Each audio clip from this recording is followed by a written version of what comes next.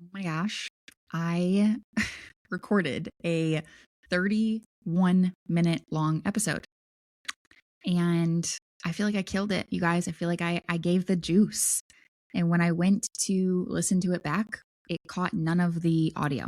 Like my voice, you could not hear me. And I'm just saying, this is part of it. This happens sometimes. And it's hard for me to not think to myself, like, is that a sign? Do I need to not do this right now? But also, no, it's not a sign. The sign means do it again. Okay. So I'm going to try to remember all the good stuff that I said. I probably won't remember all the good stuff. Maybe it'll be even better though. Like let's have a good attitude about this, because this is just technology does this to us sometimes. So here we are. I'm going to do this again, and I'm going to remember all the brilliant things that I said, and I'm going to add even more brilliant things. That is my manifestation. Here we go. How did I start that video or that episode? Okay, so less than 24 hours ago from where I'm sitting right now, I recorded a chit chat video, which is a short form talking head video, where a lot of people are also calling this nowadays yapping videos. So whatever you call it, doesn't matter. I posted this short form video, and I was talking about TikTok being a top of funnel platform, like as a content strategy, using content that you post to TikTok as top of funnel, and why Instagram is not. I actually didn't even go into why Instagram is not. Like I mentioned that Instagram is not. I didn't go into anything else, which is interesting context going into this story. Okay. With this short form video, I think it was maybe 2 minutes, maybe to 2.5, 3 minutes max. Okay. I put this video on both. Let me just check and make sure that my mic is on. Okay. Green light. We're good. I put this video on both TikTok and on Instagram. All right. Since then, since I posted this, the comments, the engagement on this video have not stopped. They have not slowed down. Like it is popping off. The engagement is high on this one simple video where I talked about TikTok strategy. Okay. There are questions in the comments. There are questions in my DMs. Also, this one video produced 3, almost 4, because someone else is in my DMs right now, brand new clients. All right. One video. So there's questions in the comments. There's questions in my DMs. There are people who agree in the comments, and they're saying like, oh my gosh, this is so helpful. I'm going to act on this right now. This makes sense to me. Thank you so much. And then there are also people in the comments who disagree. In particular, I have one girl who quite literally told me that I need to reconsider recording that again, like doing it over, because it's not accurate. Okay. We'll get to that, which is a wild thing to comment. I want to talk about all of it in this episode, because what is happening with this post right now in the comment section, in my DMs, is not by accident. And it's also important to know it's not luck. Okay. This isn't just like a lucky, oh, this happened and you're going viral. Yay. It is what content is supposed to do. Okay. Every single post needs to have a job. Now, I want you to understand the entire thing, the whole thing. So that's why I'm creating this episode right now. Is I want you to know what I was thinking when I made this post. I want you to know what I'm thinking now that I'm watching this post and like all the engagement is coming through. And I want you to know what I'm doing next. Those 3 things are what this episode is going to be made up of. All right. First things first. Even though this post itself, where I'm talking to the screen, even though it is about strategy, like technically it is about content strategy, it's about TikTok strategy, I am not delivering tips, tricks, and how-tos in this post. This is not educational content. I do not create educational content. Fun fact, I was actually, my very first job coming out of getting my master's degree, I was a teacher. So I know what it's like to be a teacher. Like I also think, I'm going to tell you in a minute, teaching content is different than educational content. And you're going to immediately think to yourself, like what it was like to be in school. You're going to think of an actual teacher in front of the classroom. And I was a teacher. And I'm telling you, we're not talking about teachers. So I actually, fun fact, I taught 7th grade science. I was 21, 22, and 23 during this period of my life. And what a whirlwind that was. That's a story for another day. Anyway, educational content is not what I do not create educational content. There's a difference between being an educator and being a teacher. And that is very important going into this episode and very important for what you take away from this episode. An educator shares information. That is the typical teacher that we went to school and got taught by is an educator, sharing information from a textbook. A teacher changes how you think. So that's the teacher that I'm talking about for the context of this post. A teacher changes how you think, how you perceive, your perspective on things. When you are creating content with tips and tricks, what you're actually doing, like when you're saying, like, here's the tactical thing, go do this, you're actually giving people more to know. You're asking them to add more to their plate. Go do this. Go understand this differently. Like, not understand this differently, but add this information to your repertoire. That's what you're asking people to do. And it feels a little bit overwhelming to the audience. And even if they think that it's going to feel like a dopamine hit for them for 2 seconds, they're going to save the post. They're going to think to themselves, I'm going to come back to this because I'm going to do this later. They're never going to come back to the post. Like, you and I have probably both done this too, where we've saved content. Like, ooh, that's good information. I'm going to save this and I'm going to come back to it so that I can act on it later. We don't want people to do that with our content. What we really want people to do is we want to change the way that they think, the way that they see things. We want to make them feel something so that they're able to come into our world at that point to get more from us so that we can ultimately do what we're here to do, which is create impact.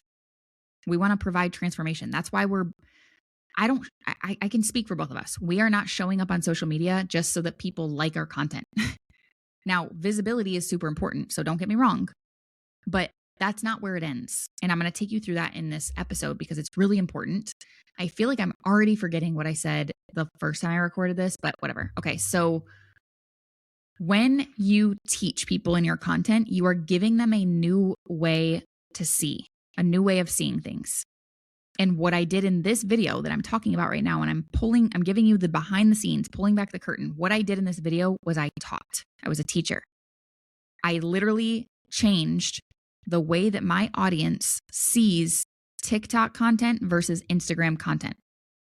That's it. It was that simple. It didn't even go that deep. I didn't sit back and say, like, here's what you need to go do, blah, blah, blah, blah, blah. I'm just changing the way that someone thinks about something. Now, if you were to watch this post from outside perspective, you would probably think, no, this is educational content. This is educational content. And that's okay for you to think that. But there's a nuance because it's not educational content. I didn't give them a list of tactics. I shifted a belief.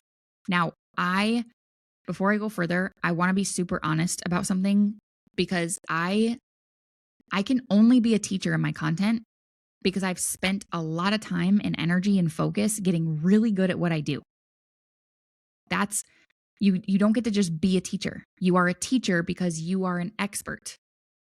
I understand my own genius, content creation, social media visibility strategy. I understand that well enough now and I can speak from that place, okay?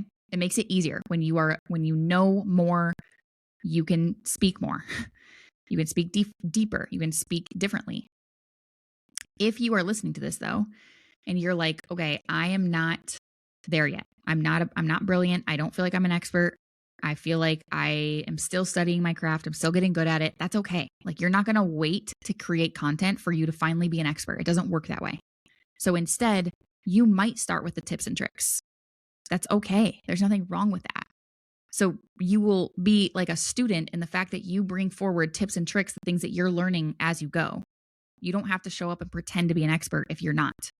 The goal is to eventually stop posting from the level of information and then start posting from the level of insight.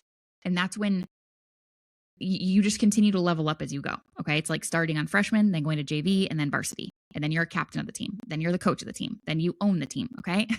So this post in particular is getting a ton of engagement. It's going viral. And in the engagement, it consists of questions, it consists of agreements and disagreements. So some of the questions are like, okay, what is the strategy for Instagram then? Or what is the type of content that would be top of funnel? Okay. And then there's the disagreements. So like I said, one girl told me to reconsider recording this video because this is crazy. Like, I'm just going to be I'll pull back the curtain entirely because I did let this. No, that's not even the case. I thought about that comment for a second because she commented and she said, this isn't accurate data. You need to re-record this because Instagram is also top of funnel if you use trial reels. And she was saying like, I've seen a ton of success. Like, this is how I know this. And so again, people are going to disagree with you. People are going to disagree with me. I'm okay with that. And I'm open-minded enough to read that comment and be like, oh, maybe I am wrong. I mean, in my experience, I'm not. And it's very rare that I'm wrong. But I'm like, maybe I am wrong. So I took the time to go look at this girl's profile, like, oh, maybe she knows something that I don't know. And I'm open to admitting I'm wrong. And maybe I need to learn something new. And I went and looked at her profile and I'm like, bro, she has 800 something followers. Like, what? This is crazy. So again, all of that to say, I'm staying open-minded, but I'm also like, that's crazy that you commented that. But also, I'm very good at not taking things personal. And I want you to get really good at that. That's not the point of today's episode, but I'm coming at this with TikTok strategy. It is not personal. So if someone tells me I'm stupid, if someone tells me I'm wrong, if someone tells me I need to reconsider doing this again because she thinks I'm wrong, that's not a personal attack. That's just someone who has more time on their hands to leave that comment and not have anything to back it up with. So again, I don't let it hurt my feelings. I actually stay open-minded in the fact that there's always something to be learned. And next, I want to address something that I know that a lot of people listening to this are going to wonder about, or that if you watch my content, you might wonder this. Did I do this on purpose? Like, when I say, did I do this? Did I create this engagement on purpose? Like, did I post this on purpose to get engagement? Absolutely not. First of all, there's no way that anyone, like, if you watch this post, what I'm talking about is not hurting anyone. It's very bland, honestly. Like, at its core, it's very bland. So the next question is, did I set out to be polarizing? Because I'm being polarizing. It's 50-50 right now in the comments. People either love it or they hate it. No, I never try to be polarizing. Never. That's such a waste of my energy. I don't try to be polarizing. A lot of times I am polarizing, but it's not because I try to be. If anyone has ever given you the advice that you need to be more polarizing, or that you need to be like a bigger BITCH in your content, what they're actually telling you is to get attention and pretend to be a version of yourself that isn't real. Sorry, you're not going to hear that advice here. That is not good advice at all. Unless you actually are a BITCH, which chances are you're not if you're listening to me, because I don't attract people like that. But even if you are a BITCH in real life, like, you wouldn't have the desire to actually impact and help people. So what are we doing? Like, weird concept. Okay. Also, being polarizing in your content doesn't work long-term anyway, because if you attract an audience that's very attracted to you being polarizing, and it's like something that you're pretending to be to get the engagement, and yet when they pay you behind the scenes, you're a little nicer, like you're not as polarizing, they're going to figure out that there's a mismatch here. So it doesn't work the way that you think it's going to work. Okay. So here's what actually happened. I didn't sit down and think to myself, oh, I'm going to make a post that's going to perform and I'm going to be polarizing. What actually happened is I sat down and I used my voice and I stood for something that I genuinely believe in. I'm genuinely passionate about this. When you stand for something real and you have real conviction, people feel that from you. And the whole point of creating content is to evoke emotion, to allow people to feel from you. Some of them are going to feel it and agree with you. Some of them are going to feel it and push back on you and disagree with you. But they all feel something. And that emotional response is not, you're not being a trickster. You're not manipulating some system by getting people to have an emotional response to you. You can't do that. Like, you can't manufacture that and engineer that. It either happens or it doesn't happen. And it's based on whether you, as the creator, as the leader, are actually saying something that you mean. I was laying in bed last night, and you guys have probably all experienced this too. You know, I can't fall asleep. Like, I'm like restless almost. and I'm having content ideas come to me. And there was like 3 of them. And I'm thinking to myself, like, surely these content ideas are so strong, they're so powerful, they're so good that I don't need to grab my phone and I don't need to put these in my notes because I will remember this in the morning. That's how good these content ideas are. Silly me, I should know better because I've made this mistake before. I woke up and I was drinking my coffee, completely forgot my content ideas, completely forgot them. Yeah. But eventually, as the day went on, I did remember one of them. And one of them was that oftentimes a lot of women will come to me and they will say, I don't know what to put into my content because I'm multi-passionate. Like, I'm passionate about so many different things. So what do I talk about? And I was thinking to myself, like, first of all, we're all human, which means we're all complex, which means we're all multi-passionate. I'm passionate about coffee. I'm passionate about exercise. I'm passionate about dancing. I'm passionate about music. I'm passionate about my dog. I'm passionate about outfits. I'm passionate about, I don't know, luxury vacations. I'm not going to create content on all of those things because what I really think is like you saying you're multi-passionate and confused on what to post is actually you create an excuse to be passionate about one thing. Because if you were passionate about one thing and you could only create content on one thing, that would require you to spend time getting good at one thing. And that's where I think we go wrong sometimes is I'm able to create content that like generates mass engagement, mass visibility, because I've been going really deep on one thing.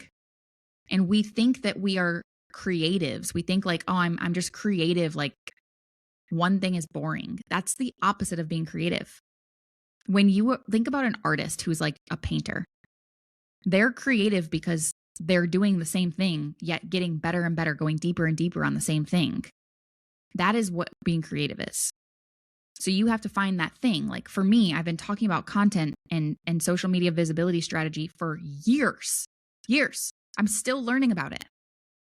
So when I say I sat down and I said something that I actually mean, it's the truth. Like I'm not just willy-nilly out here talking about all things, okay? So the question that I ask myself before I post this teaching content is not, how do I make this go viral?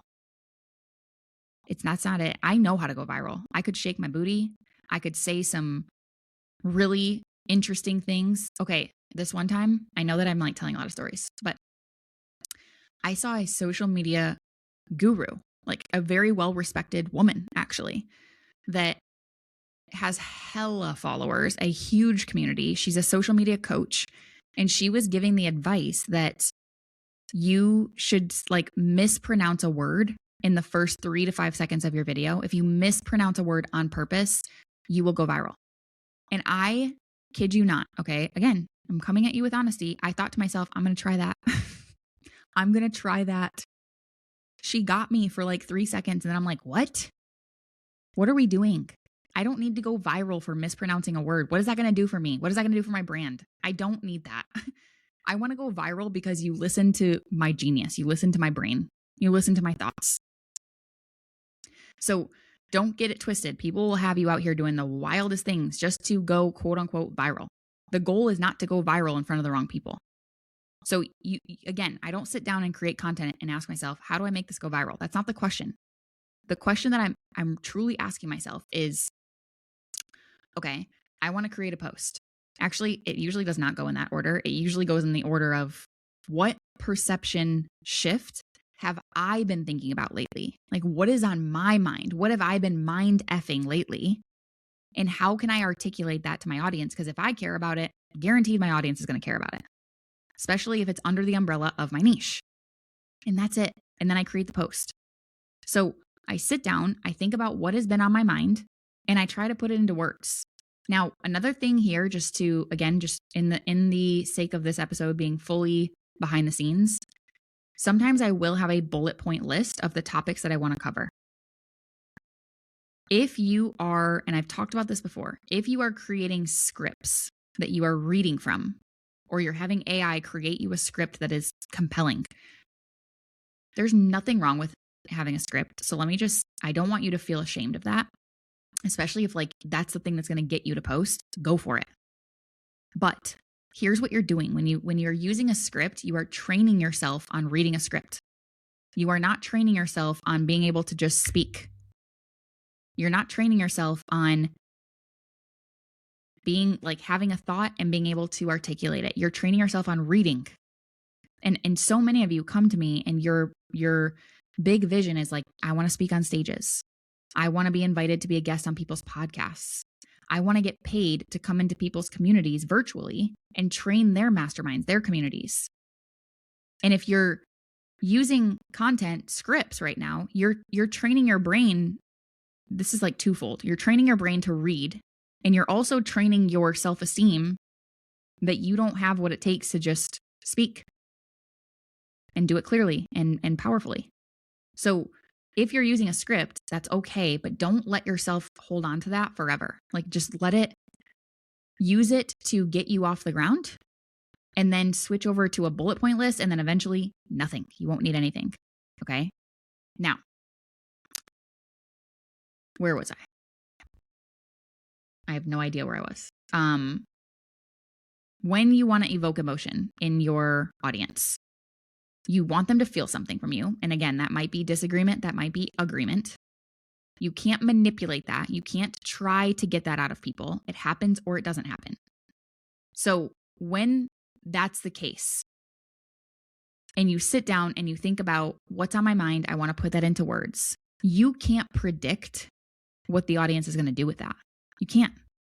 You just have to simply trust that what you're thinking, if you're thinking it deeply, the right people are also going to feel it alongside of you.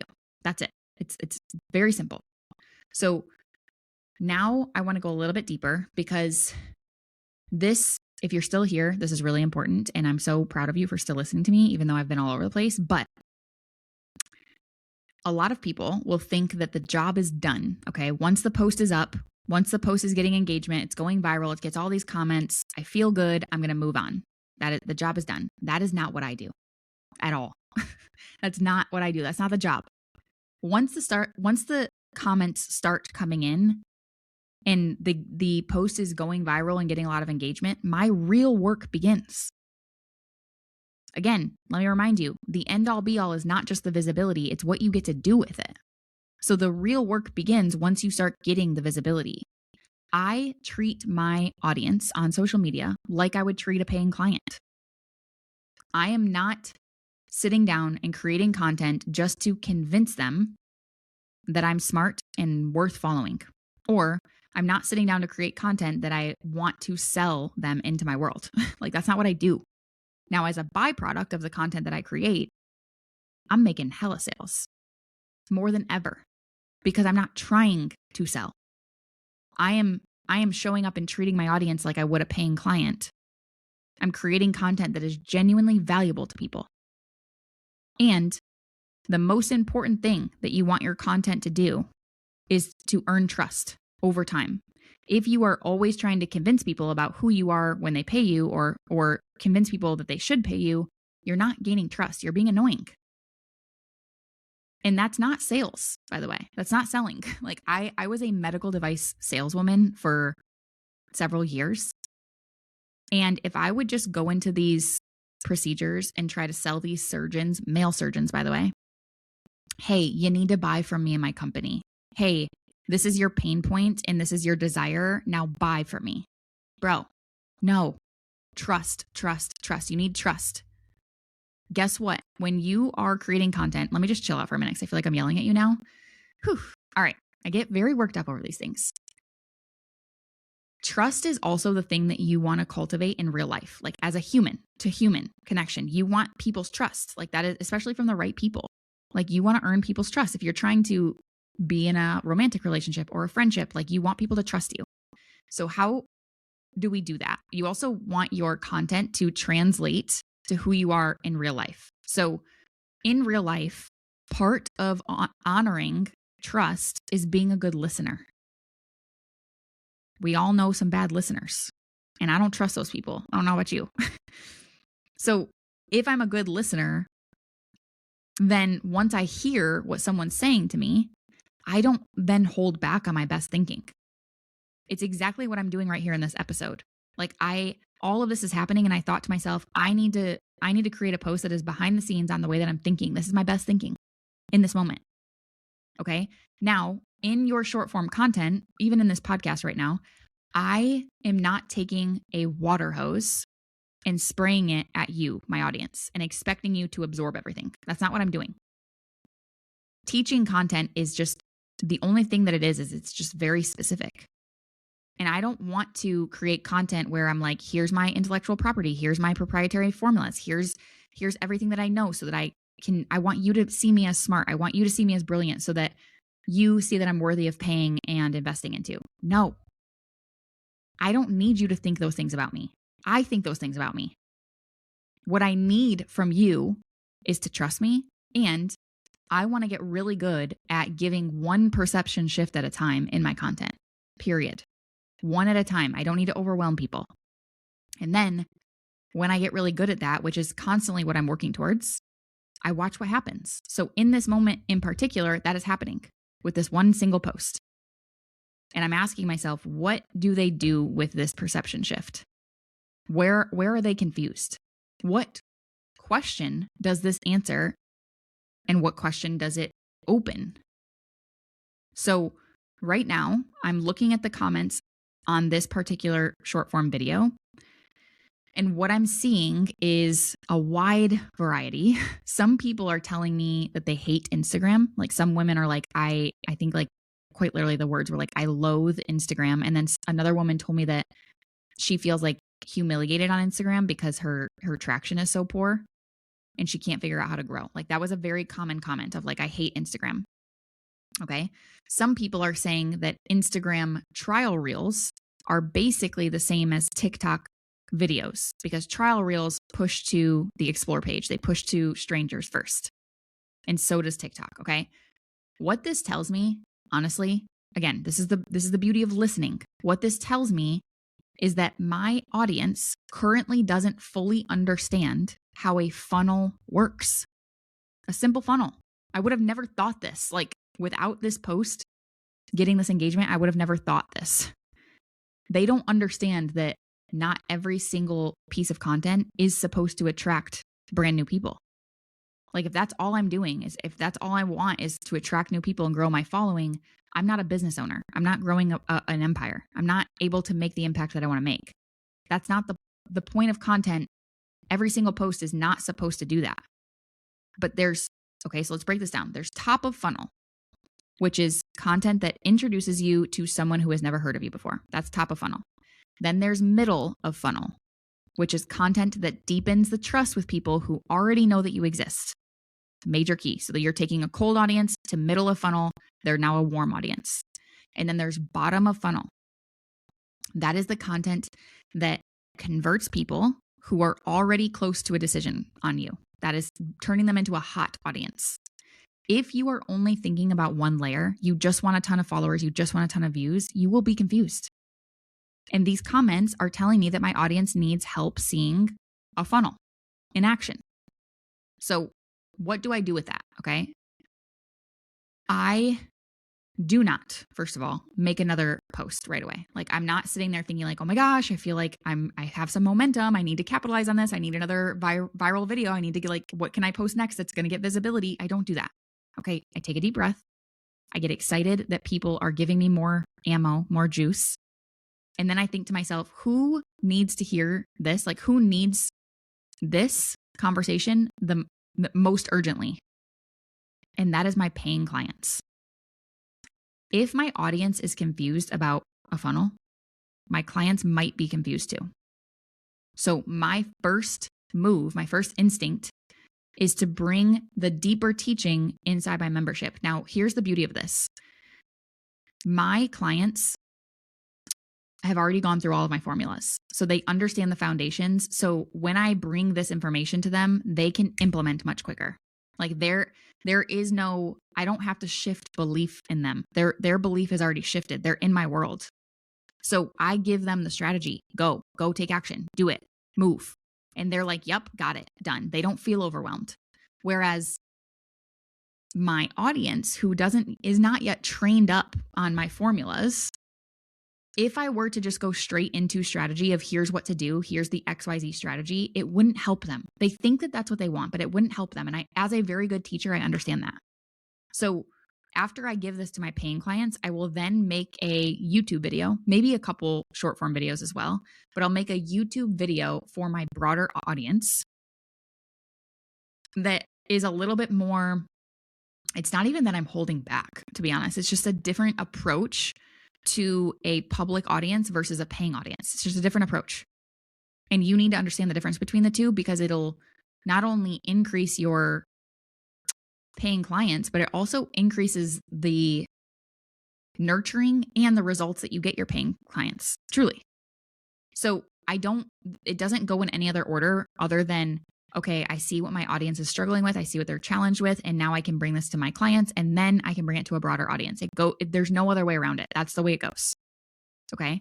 Now, the part that I genuinely did not expect when I started doing this, and the part that I do think about the most, this is going to get a little, meta, if you will.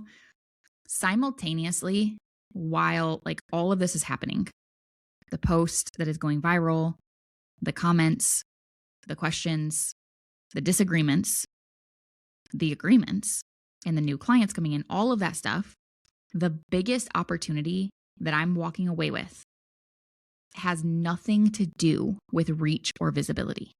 Remember, reach and visibility is an asset.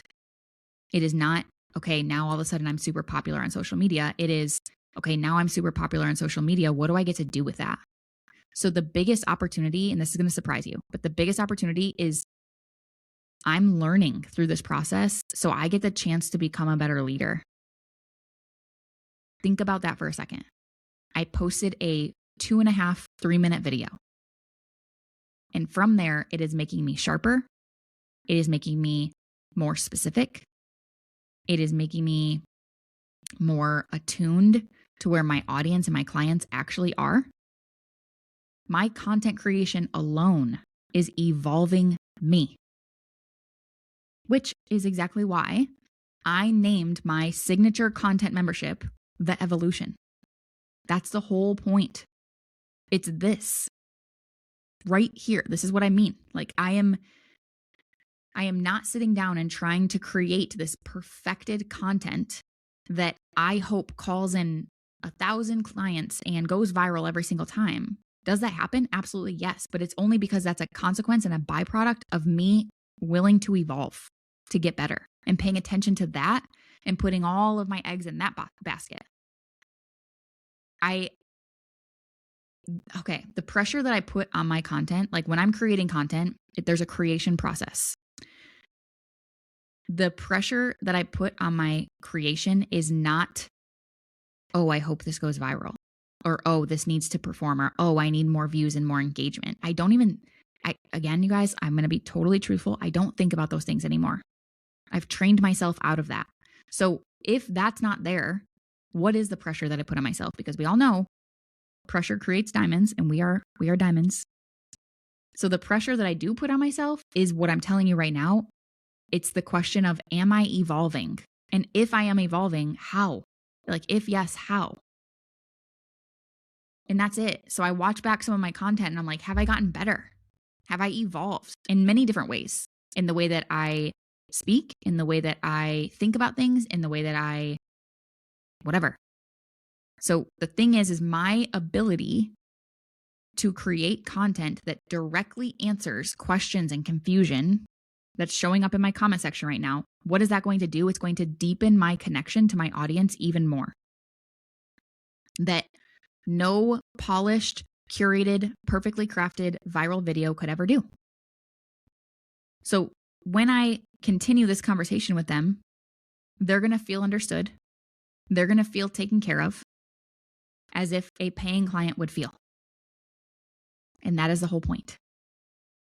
Now, one thing I want to add, because I think some of you might be asking this, some of you might not, but when I go to respond to some of these comments, I typically will not do the visual response where you actually see the comment in the video. I typically won't do that. Sometimes I will, but it's pretty rare. Instead, again, let's conceptualize here. I will take the language from the comments and create another top of funnel post. So they won't know I'm responding directly to that comment, but they will feel seen. And if one person is commenting that, chances are a lot of other people are thinking it. So I use their language and I create a new post, assuming like this is going to go to people who don't know who I am. So you need to understand that this is how this goes. You listen, you respond, you get better. And then also, not every single post is going to get thousands of views. Not every video will spark a debate. But every single time that you post teaching content, you are actually having a conversation, even if you're the only one talking in the video, obviously. But eventually, your audience will start talking back to you. And when they do, it is your responsibility to listen. And that is where your best content lives, truly. So it's almost like, depending on where you are in your journey, your first goal is to get as much teaching content up as possible. Get better and better and better at teaching content. Not so that you can get engagement, so that you can get better at teaching. Because eventually the byproduct of being so good at teaching is you will get this engagement, and then you get the opportunity to listen. And that's where your best leadership lives. That's where we're all here to grow. That's where your growth lives. You want to evolve? This is it. 2 minutes of a video, one video, one post. And less than 24 hours later, I am already clearer. I am more prepared. I am more connected to what my audience needs than I was yesterday. And that's what content creation is supposed to feel like. So I just wanted to pull back the curtain on that. I wanted to give you the behind the scenes. I wanted you to experience this with me in real time. This is the most fun thing ever. Ever. And it's making me better in so many different ways. And it's so much bigger than just content visibility. So when I say visibility, hopefully next time you understand the depth of what I'm actually talking about. Now, I'm going to drop the link to the Evolution content membership. If you are like, holy crap, I need to learn all the ways, that is the place to go. 100% that is the place to go. The wins that are coming out of the Evolution right now they just make me smile. They make me so happy. Like, seriously. And I will be the first to say though, like, content creation itself should not take you a long time at all. Like it shouldn't, an hour at the most every day, at the most. Okay. But even less than that once you get good at it. However, the part that's going to take you a long time is the learning process. Like, I'm not going to sugarcoat this. You need to learn the formulas. You need to master them. But that shouldn't take you more than a couple months. And as you're doing it, I've designed the Evolution in a way where you take action as you're learning. So it's like, it's the perfect setup. You're going to love it. It's so much fun. And yeah, I hope that this was insightful for you. I hope that this was fun for you to listen to. Thank you so much for being here. And let's just hope and pray that my audio worked this time. And I will see you next week. Mwah.